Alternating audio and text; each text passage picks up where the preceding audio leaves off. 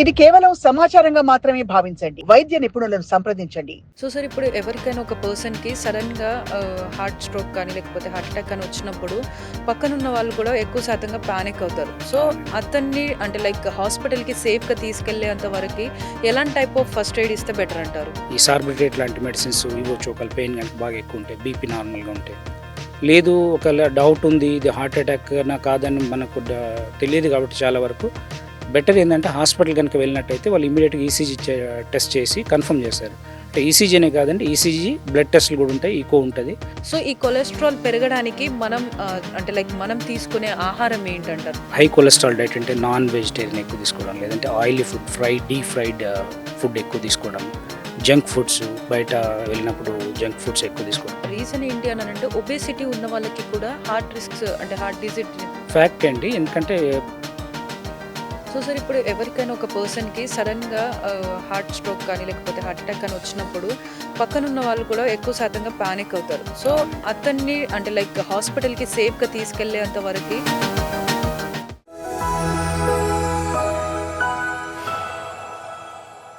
యూజువల్గా అంటే మనం ఇంటి దగ్గర అంటే ఒకవేళ ఫెసిలిటీస్ కనుకుంటే మనం పల్స్ చెక్ చేయడము, బీపీ చెక్ చేయడం ఇలాంటివి చూసుకోవచ్చు. ఒకవేళ పల్స్ బీపీ కనుక నార్మల్ ఉంటే కొన్ని రకాల టాబ్లెట్స్ మనం ఇవ్వచ్చు. అంటే హార్ట్ అటాక్ అని కన్ఫర్మ్ చేసుకుంటే మనం లోడింగ్ డోసెస్ అని కొంతమందికి ఇస్తాం, అంటే బ్లడ్ థిన్నర్స్. తర్వాత ఒక్కొక్కసారి ఈ సార్బిట్రేట్ లాంటి మెడిసిన్స్ ఇవ్వచ్చు. ఒకవేళ పెయిన్ కనుక బాగా ఎక్కువ ఉంటే, బీపీ నార్మల్గా ఉంటే, లేదు ఒకవేళ డౌట్ ఉంది ఇది హార్ట్ అటాక్ నా కాదని మనకు తెలియదు కాబట్టి చాలా వరకు బెటర్ ఏంటంటే హాస్పిటల్ కనుక వెళ్ళినట్టయితే వాళ్ళు ఇమీడియట్గా ఈసీజీ టెస్ట్ చేసి కన్ఫర్మ్ చేస్తారు. అంటే ఈసీజీనే కాదండి, ఈసీజీ బ్లడ్ టెస్ట్లు కూడా ఉంటాయి, ఈకో ఉంటుంది. ఇవన్నీ చేసి కన్ఫర్మ్ చేసి హార్ట్ అటాక్ అని డిసైడ్ చేసిన తర్వాత ఈ డిపెండింగ్ అందులో కూడా టైప్స్ ఉంటాయి. హార్ట్ అటాక్లో కొన్ని యాంటీరియర్ వాల్ ఇన్ఫాక్షన్ అని, లేదంటే ఇన్ఫీరియర్ వాల్ మయోకార్డియల్ ఇన్ఫాక్షన్ అని ఇలా ఉంటాయి. సో ఆ బేస్డ్ ఆన్ ఆ డిఫరెన్షియేషన్ బట్టి కూడా కొన్ని రకాల మెడిసిన్స్ ఇవ్వాలి, కొంతమంది కొన్ని రకాలు ఇవ్వకూడదు. సో అది కూడా తెలుసుకొని ఇవ్వడం అనేది ఆల్వేస్ సేఫ్. మనం అంటే ఎవరికంటే వారికి అన్నీ ఇచ్చే బదులు so A type of heart attack ఉంది, హార్ట్ అటాక్లో కూడా అనేది తెలుసుకొని దానికి ప్రాపర్ ట్రీట్మెంట్ ఇవ్వడం బెటర్. కాబట్టి అలా తెలుసుకోవాలంటే కంపల్సరీ దగ్గర ఉన్న హాస్పిటల్కి వెళ్ళి ఈ టెస్టులు చేయించుకుంటే తెలుస్తుంది. కాబట్టి బెటర్ ఏంటంటే ఎమర్జెన్సీలో ప్యానిక్ అవ్వకుండా అట్లాంటి డౌట్ ఉన్నప్పుడు క్విక్గా అంబులెన్స్కి ఫోన్ చేసి హాస్పిటల్కి వెళ్ళడం అనేది బెటర్. సో ఈ కొలెస్ట్రాల్ పెరగడానికి మనం అంటే లైక్ మనం తీసుకునే ఆహారం ఏంటంటారు?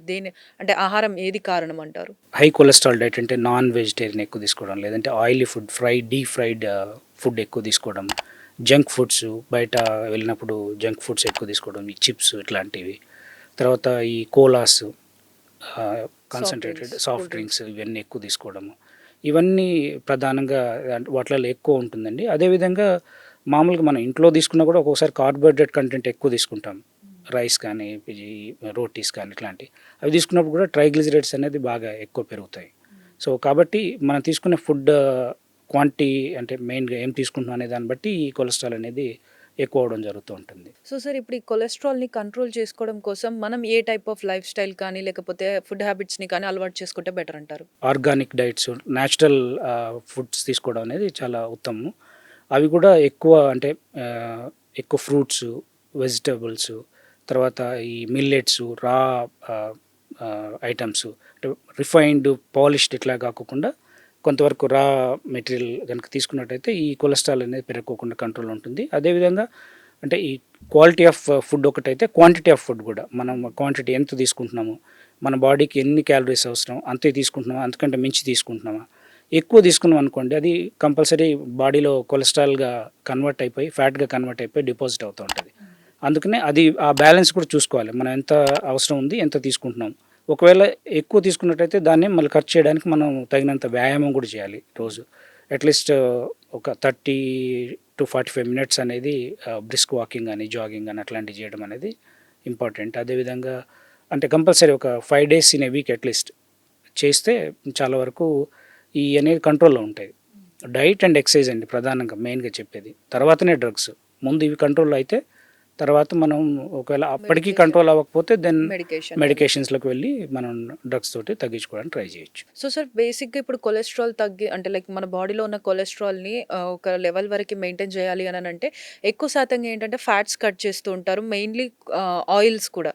సో ఈ కుకింగ్ ఆయిల్ అనేది మనం ఏది ఉపయోగిస్తే బెటర్ అంటారు? కుకింగ్ ఆయిల్ అంటే ఒక్క ఆయిల్ అని ఏం లేదండి రికమెండేషన్, అన్నీ మార్చి వాడుకుంటే మంచిది. అంటే కొన్నింటిలో కొన్ని కాంపోనెంట్స్ ఎక్కువ ఉంటాయి. యూజువల్గా అంటే ఆయిల్స్లో అన్సాచురేటెడ్ ఫ్యాటీ యాసిడ్స్ ఉంటాయి, అవి మంచిది బాడీకి. సో అవి ఉన్నప్పుడు డిఫరెంట్ ఆయిల్స్లో డిఫరెంట్ క్వాంటిటీస్లో ఉంటాయి కాబట్టి యూజువల్గా రొటేట్ చేస్తే బెటరు. తర్వాత అంటే కొన్ని ఆయిల్స్ మాత్రం మనం యూజువల్గా ఇది especially the coconut oil and the palmolein oil, వీటిలలో సాచురేటెడ్ ఫ్యాట్ కంటెంట్ ఎక్కువ ఉంటుంది, అవి హెల్త్కి మంచిది కాదు కాబట్టి వాటిని అవాయిడ్ చేయాలి. మిగిలినది అన్నీ వాడచ్చు, కానీ క్వాంటిటీ ఇక్కడ మనం ఏంటంటే ఆయిల్ అనేది కాకుండా దాని క్వాంటిటీ ఎంత Quantity వాడుతున్నాం కూడా అనేది చూసుకోవాలి. ఇంపార్టెంట్. సో సార్ ఇప్పుడు నెక్స్ట్ అంటే లైక్ మనకి హార్ట్ రిస్క్స్ అనేవి ఎక్కువైపోతున్నాయి కదా, సో దానికి సంబంధించి మనం ఎలాంటి జాగ్రత్తలు తీసుకోవాలి? లైఫ్ స్టైల్ అండి, హెల్దీ లైఫ్ స్టైల్ అంటే ప్రాపర్ డైట్, తర్వాత ప్రాపర్ రెస్ట్, స్లీప్ ఎంత ఎంత ఉన్నది, తర్వాత ఈ స్ట్రెస్ అనేది లేకుండా లైఫ్లో ఇప్పుడు అందరికి స్ట్రెస్ ఎక్కువైంది, ఆ స్ట్రెస్ లేకుండా మెడిటేషన్, యోగా లాంటివి చేసుకోవడం, ఎక్సర్సైజెస్ చేయడం కంపల్సరీ, రోజు వాకింగ్, జాగింగ్ అట్లాంటివి. అంటే కొంతమందికి లైఫ్ స్టైల్ అంటే వాళ్ళ జాబ్ ఏమిటంటే ఆఫీస్లో కూర్చొని చేసే జాబే ఉంటుంది, సో అలాంటి వాళ్ళు కంపల్సరీ చేయాలి. కొంతమందికి జాబ్లో కొంత నడిచేది, కొంత వాకింగ్ యాక్టివిటీ, ఫిజికల్ యాక్టివిటీ ఉంటుంది, అలాంటి వాళ్ళు కూడా కొంత చేసుకుంటే మంచిది. బట్ కంప్లీట్గా సెడెంటరీ లైఫ్ స్టైల్ కనుక ఉంటే ఆఫీస్లో కనుక ఇది కంపల్సరీ చేయాలి ఎక్సర్సైజ్. తర్వాత దాంతోపాటు మనం చెప్పుకున్నట్టు డైట్లో ఇవన్నీ ఉండేటట్టు చూసుకోవాలి. ఫ్రెష్ ఫ్రూట్స్, వెజిటబుల్స్, ఎక్కువ మిల్లెట్స్, తర్వాత ఈ లో సాల్ట్, తర్వాత ఈ ఫ్యాట్స్, ఈ డీప్ ఫ్రై ఐటమ్స్, తర్వాత జంక్ ఫుడ్, ఇవన్నీ సాధ్యమైనంత వరకు అవాయిడ్ చేయడం. తర్వాత నాన్ వెజ్ని కూడా తగ్గించడం. స్మోకింగ్ అయితే పూర్తిగా ఆపేసేయాలండి, డ్రింకింగ్ కూడా పూర్తిగా తగ్గిస్తే చాలా మంచిది. ఇలాంటి కనుక మనం ఫాలో అయినట్టయితే హెల్దీ లైఫ్ స్టైల్ చాలా వరకు మనం కంట్రోల్ చేసుకోవచ్చు. రీజన్ ఏంటి అని అంటే ఒబేసిటీ ఉన్న వాళ్ళకి కూడా హార్ట్ రిస్క్స్ అంటే హార్ట్ డిసీజ్ రిస్క్స్ వచ్చే అవకాశం ఉంది అని అంటారు. అవును. ఇది మిత్ అంటారా, ఫ్యాక్ట్ అంటారా? ఫ్యాక్ట్ అండి, ఎందుకంటే ఇప్పుడు అంటే మనం సైంటిఫిక్గా చేసిన స్టడీస్ అన్నిట్లలో కూడా ఈ వేస్ట్ టిప్ రేషియోని చూస్తారు, అది చూసి ఎక్కువ ఉన్నట్టయితే హార్ట్ డిసీజెస్ అన్నీ పెరుగుతున్నాయి. కాబట్టి మనం అందుకనే కంట్రోల్ చేసుకోండి వెయిట్ కానీ, అంటే అది indirectly reflects the body fat. Okay. So fat content ఎక్కువ ఉంటే యూజువల్గా ఒబేసిటీ ఉన్న వాళ్ళకి కంటెంట్ ఎక్కువ ఉంటుంది కాబట్టి దానివల్ల రిస్క్ ఎక్కువ ఉంటుంది. ఓకే. కాబట్టి మనం అది తగ్గించినట్టయితే, వెయిట్ కంట్రోల్ చేసుకుంటే ఫ్యాట్ కూడా తగ్గిపోయి రిస్క్ అనేది తగ్గుతుంది. సో ఇంకా వేరే హార్ట్ రిలేటెడ్కి సంబంధించి ఇంకా ఏమేమి మిత్స్ ఉన్నాయి, ఏమేమి ఫ్యాక్ట్స్ ఉన్నాయి? చాలా ఉన్నాయండి, చాలా మిత్స్. అంటే కొంతమంది ఏంటంటే సన్నగా ఉన్న వాళ్ళకి హార్ట్ ప్రాబ్లమ్స్ ఉండదు అని అనుకుంటారు, ఓన్లీ ఒబేసిటీ ఉన్న వాళ్ళకే హార్ట్ ప్రాబ్లమ్స్ ఉంటాయి, అది కూడా మిత్ అండి. అంటే కొంతమంది సన్నగా ఉన్నా కూడా వాళ్ళకు ఉన్నటువంటి జెనెటిక్ రిస్క్ ఫ్యాక్టర్స్, లేదంటే వాళ్ళకున్న ఫ్యామిలీ హిస్టరీని బట్టి, వాళ్ళకున్న హెరిడిటరీ కండిషన్స్ బట్టి కొంతమందికి హార్ట్ ప్రాబ్లమ్ రావచ్చు. తర్వాత మనం ఇంతకుముందు చెప్పుకున్నాం, కొంతమందికి ఓన్లీ పెయిన్ వస్తేనే హార్ట్ అటాక్ వచ్చింది, పెయిన్ లేకపోతే హార్ట్ అటాక్ కాదు అని అనుకుంటారు, అది కూడా కాదండి. అది ఎందుకంటే సైలెంట్ కూడా రావచ్చు హార్ట్ అటాక్. కాబట్టి డౌట్ ఉన్నప్పుడు వెళ్ళి డాక్టర్ దగ్గర చెక్ చేసుకుంటే వాళ్ళు కన్ఫర్మ్ చేస్తారు అది ఏంటి, ఉందా లేదా అనేది. దానికి కూడా రకరకాల టెస్టులు ఉన్నాయి కన్ఫర్మ్ చేయడానికి. కాబట్టి అది ఒకటి మనం చెప్పుకోవాలి ప్రధానంగా. సో కొలెస్ట్రాల్కి సంబంధించి ఏమైనా మిత్స్ కానీ ఫ్యాక్ట్స్ కానీ ఉంటే చెప్తారా? ఈ మధ్య అంటే ప్రధానంగా అంటే వాట్సాప్లో చూస్తుంది ఏంటంటే, అంటే కొన్ని ఫ్యాట్స్ మంచిది, అంటే గీ మంచిది, బటర్ మంచిది, వాడొచ్చు, ఎర్లీ మార్నింగ్ లేవగానే ఎంటీ స్టమక్ తో గీ తీసుకుంటున్నాం అట్లాంటి. తర్వాత కొన్ని డైట్స్ కూడా వచ్చాయి, అది అంటే కొన్ని డైట్స్లో కోకోనట్ ఆయిలే తాగాలి, అది అట్లా ఏదో ఉన్నది, అలాంటి డైట్స్. ఇవన్నీ మిత్స్ అండి, అవన్నీ వర్కౌట్ అవ్వవు. ఏదో కొన్ని రోజులు ఏం పనిచేస్తాం కానీ బట్ లాంగ్ టర్మ్లో అవన్నీ చాలా టెస్ట్ చేశారు వరల్డ్ వైడ్గా, ఎక్కడ కూడా అవి ప్రూవ్ అవ్వలేదు. అంటే ఎనీథింగ్ అంటే యూజువల్గా యానిమల్ బేస్డ్ ఫ్యాట్స్, అంటే మన గీ, బటర్, వీటిని ఎందుకు చెప్పుకున్నా అంటే యానిమల్ బేస్డ్ ఫ్యాట్స్. ఇవి యానిమల్ బేస్డ్ ఫ్యాట్స్ అన్నీ కూడా సాచురేటెడ్ ఫ్యాట్స్, కానీ అవి ఆరోగ్యానికి మంచిది కాదు, లిమిటెడ్గా తీసుకోవాలి. అంటే పూర్తిగా కంప్లీట్గా బంద్ చేయమని కాదు, చాలా లిమిటెడ్గా వాడాలి. అంటే అది రోజు వాడకూడదు. అదేవిధంగా ఇవి ప్లాంట్ బేస్డ్ ఆయిల్స్, లైక్ మనం వాడే కుకింగ్ ఆయిల్స్, ఇవన్నీ వెజిటబుల్ ఆయిల్ కాబట్టి అవి మంచిదే కొంతవరకు, అవి మంచివి. కాబట్టి అవి కూడా లిమిటెడ్ క్వాంటిటీలో వాడుకుంటే కొంతవరకు ఉపయోగం. సో ఆ బ్యాలెన్స్ అనేది చూసుకోవాలి. అది ఒకటి మెయిన్గా. సో అందరికీ మీరు మీ నుంచి ఏం సజెషన్ ఇస్తారు హార్ట్ హెల్త్ గురించి? అంటే మెయిన్గా prevention is better than cure. So preventive aspects మనం ఈ చెప్పుకునే ఫాలో అయితే చాలా వరకు మనం అరికట్టవచ్చు. ఒకవేళ ఇన్ కేస్ ఏదైనా సడన్ అన్ఫార్చునేట్ ఈవెంట్ కనుక జరిగితే ప్యానిక్ అవ్వకోకుండా ముందు మీకు దగ్గరున్న హాస్పిటల్కి వెళ్ళిపోయి డాక్టర్స్ని సంప్రదిస్తే అంటే వాళ్ళు చెక్ చేసి అది కన్ఫర్మ్ చేసి దానికి సంబంధించిన ప్రాపర్ ట్రీట్మెంట్ ఇస్తారు. కొంతమంది నెగ్లెక్ట్ చేస్తారంటే చాలామంది అంటే ఇంకొక మిత్ అది అంటే చెస్ట్ పెయిన్ వస్తే చాలామంది ఇది గ్యాసే అనుకుంటారు. అది గ్యాస్ అనేది మనం కన్ఫర్మ్ చేసుకోవాలి, అది గ్యాసా హార్ట్ అని. అది కన్ఫర్మ్ చేసుకోకుండా ఇది గ్యాస్ పెయిన్ చాలామంది లేట్ చేసి సీరియస్ అయిన తర్వాత రావడము. తర్వాత ఎందుకంటే హార్ట్లో టైం కనుక దాటిపోయిందంటే మనం దాన్ని రికవరీ చేయలేము. హార్ట్ మజిల్ అనేది పర్మనెంట్గా డ్యామేజ్ అయిపోతుంది. సో గోల్డెన్ అవర్ అనే కాన్సెప్ట్ అందుకని వచ్చింది. సో విత్ ఇన్ 1 అవర్లో కనుక ప్రజెంట్ అయితే చాలా వరకు సేవ్ చేయొచ్చు మనం. కానీ అది దాటిపోయిన కొద్దీ ఆ హార్ట్ మజిల్ అనేది డ్యామేజ్ అవుతుంది, అది గట్టిపడుతుంది. ఒకవేళ ఆ టైంలో ఏమీ ప్రమాదం జరగకపోయినా కాపాడినా కూడా తర్వాత ఆ హార్ట్ అనేది వీక్ అవుతుంది, ఆ ఏరియా అంతా డ్యామేజ్ అవుతుంది. కాబట్టి హార్ట్ వీక్ హార్ట్ ఫెయిల్యూర్లోకి దారితీస్తుంది.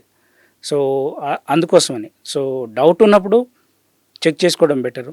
అది చాలామంది గ్యాస్ నొప్పి అని నెగ్లెక్ట్ చేస్తారు. కొంతమంది ఏమో నిజంగా వాళ్ళకి గ్యాస్ నొప్పి ఉంటుంది కానీ హార్ట్ ప్రాబ్లం అని టెన్షన్ పడి హాస్పిటల్ చుట్టూ తిరుగుతుంటారు. అది కూడా ఉంది. అంటే 2 ఎక్స్ట్రీమ్స్ ఉంటాయి.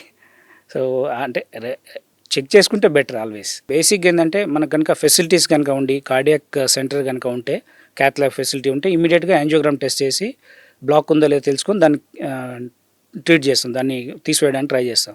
కాబట్టి that is the best treatment.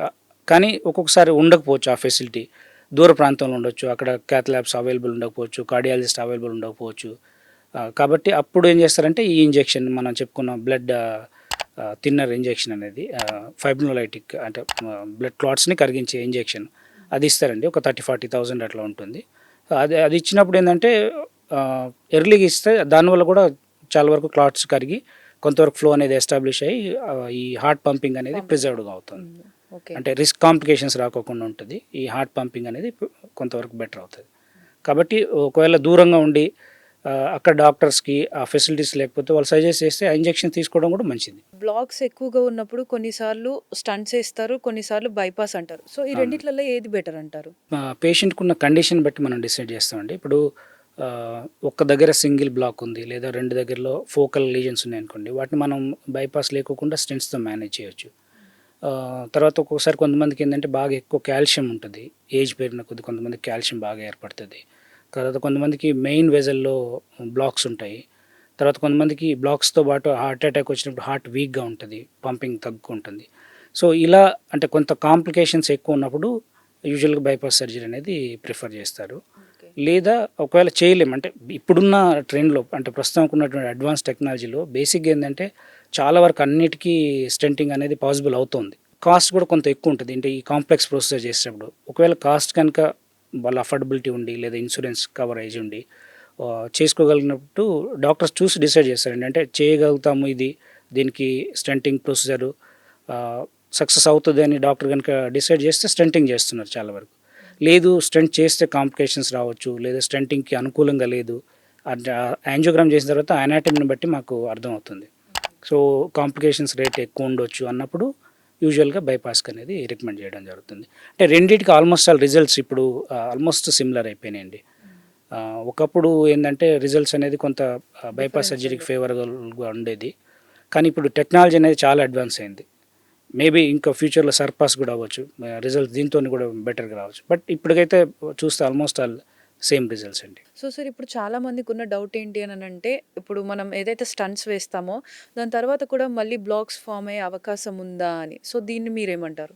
ఉంటుందండి. అంటే యూజువల్గా ఎందుకు వస్తుందంటే ఒకటి మనం వాడే అంటే మన మెడికేషన్ సరిగ్గా లేకపోయినా అంటే స్టెంట్స్ వేసిన తర్వాత బ్లడ్ థిన్నర్స్ అనేది కంపల్సరీ వాడాలి. కొంతమంది వాటిని మర్చిపోతారు, వాడరు. సో దానివల్ల మళ్ళీ బ్లాక్ అయ్యే ఛాన్స్ ఉంటుంది.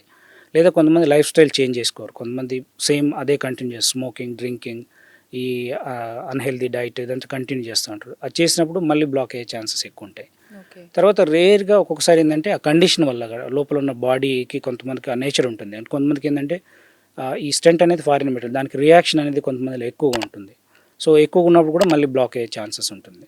సో బ్లాక్ అయినాయి అన్ని డౌట్ ఉన్నప్పుడు ఏదైనా సిమ్టమ్స్ వస్తే మళ్ళీ చెక్ చేసుకొని ఒక్కొక్కసారి మేము ఇప్పుడు లేటెస్ట్గా ఏంటంటే మళ్ళీ స్టెంట్ పెడుతున్నాము, లేదా ఇప్పుడు కొత్తగా బెలూన్స్ కూడా వచ్చాయి, డ్రగ్ కోటెడ్ బెలూన్స్ అని. ఆ బెలూన్స్ కూడా పెట్టి వీటిని అన్ని క్లీన్ చేయడం జరుగుతుంది. So thank you so much Okay for your అండి, ఇన్ఫర్మేషన్.